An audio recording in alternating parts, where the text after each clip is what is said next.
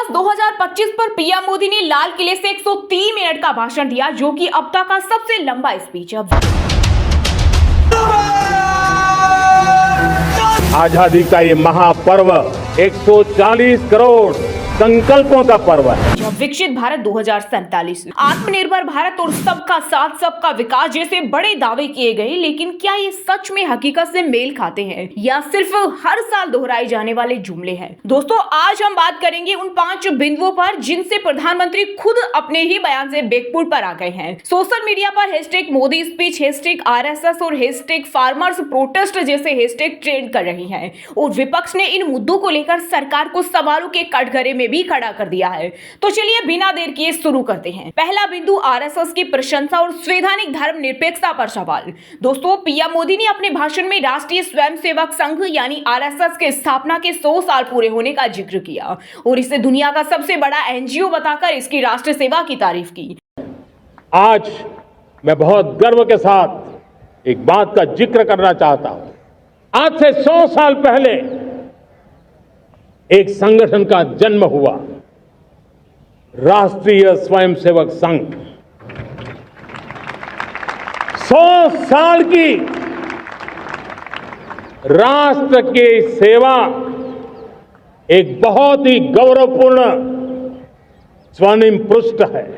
लेकिन ये बात विपक्ष को रास नहीं आई। एआईएमआईएम प्रमुख असदुद्दीन ओवैसी ने कहा, आरएसएस का स्वतंत्रता संग्राम में कोई योगदान नहीं था। कारण यह भी है कि 1948 में गृह मंत्रालय ने आरएसएस पर प्रतिबंध लगाया था क्योंकि इसे राष्ट्र विरोधी गतिविधियों से जोड़ा गया था। वहीं कांग्रेस नेता जीराम रमेश ने इस बयान को संवैधानिक धर्मनिरपेक्षता का उल्लंघन बताया और कहा कि यह पीएम का अपने 75वें जन्मदिन से पहले आरएसएस को खुश करने का प्रयास है। इधर सोशल मीडिया पर लोग पूछ रहे हैं, क्या एक संवैधानिक पद पर बैठा व्यक्ति किसी विवादास्पद संगठन का इस तरह महिमा मंडल कर सकता है? विशेषज्ञों का कहना है कि यह देश के धर्मनिरपेक्ष ढांचे को कमजोर करता है, क्योंकि संविधान के अनुच्छेद 51A में सभी नागरिकों से वैज्ञानिक दृष्टिकोण और धर्मनिरपेक्षता को बढ़ावा देने की बात कही गई है। ऐसे में सवाल उठना लाजमी है कि क्या यह भाषण संविधान की भावना के खिलाफ नहीं है?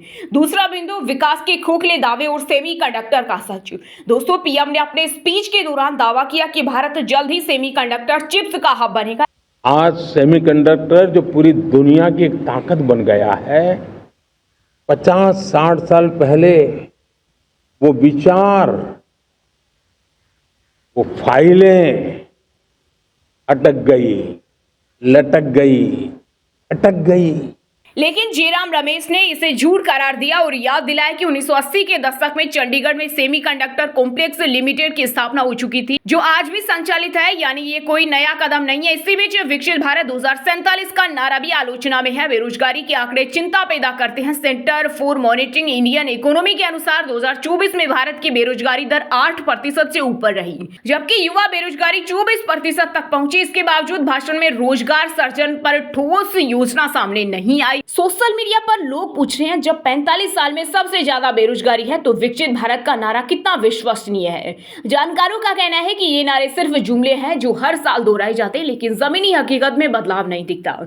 सवाल ये भी है कि आत्मनिर्भर भारत के तहत अब तक कितने नए रोजगार पैदा हुए, इसका कोई ठोस डेटा क्यों नहीं दिया गया? तीसरा बिंदु, किसानों की अनदेखी और एमएसपी की मांग। पीएम ने अपने भाषण में किसानों की सुरक्षा और समृद्धि की बात की, लेकिन विपक्ष का कहना है कि ये खोखली बातें हैं। 2020-21 में 3 कृषि कानूनों के खिलाफ लाखों किसानों ने दिल्ली की सीमाओं पर लंबा आंदोलन किया, जिसमें 700 से ज्यादा किसानों की मौत हुई। फिर भी एमएसपी की कानून गारंटी, फसल की लागत पर 50% लाभ या कर्ज माफी जैसे मुद्दों पर भाषण में कोई ठोस घोषणा नहीं हुई। स्वामीनाथन आयोग ने सिफारिश की थी कि किसानों को लागत पर कम से कम 50% मुनाफा मिलना चाहिए, लेकिन 2025 तक यह लागू नहीं हुआ। राष्ट्रीय किसान आयोग के अनुसार 2023 में देश के 40% किसान परिवार कर्ज में डूबे थे। इसके बावजूद किसानों के लिए कोई नई राहत योजना नहीं आई। इस बीच किसान संगठनों का कहना है कि यह सीधा सीधा किसानों के साथ विश्वासघात है।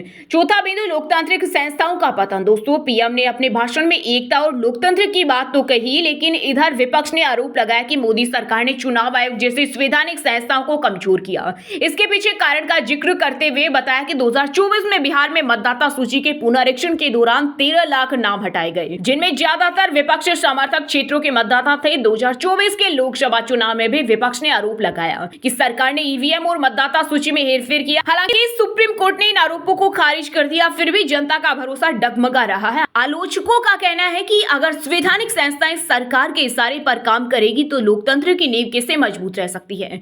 पांचवा बिंदु, संघीय ढांचे पर हमला। पीएम ने भाषण में राज्यों को सशक्त बनाने की बात की, लेकिन जानकारों का मानना है कि केंद्र सरकार लगातार विपक्षी शासित राज्यों को हाशिए पर धकेल रही है। उदाहरण के लिए 2024 में पश्चिम बंगाल और केरल ने आरोप लगाया कि केंद्र ने उनके हिस्से के जीएसटी फंड्स रोके। केक की 2023 की रिपोर्ट के अनुसार कई राज्यों को उनके बकाया 2.5 लाख करोड़ रुपए के जीएसटी फंड का भुगतान नहीं किया। विपक्षी मुख्यमंत्रियों का कहना है कि केंद्र की नीतियां सहकारी संघवाद को खत्म कर रही है, जो संविधान की भावना के खिलाफ है। दोस्तों, ये 5 बिंदु साफ बताते हैं कि मोदी सरकार के दावे और हकीकत में कितना बड़ा अंतर है। आरएसएस की तारीफ से लेकर किसानों की अनदेखी तक, बेरोजगारी से लेकर संघीय ढांचे पर सवाल तक, हर मुद्दा सोशल मीडिया पर चर्चा का विषय बना हुआ है।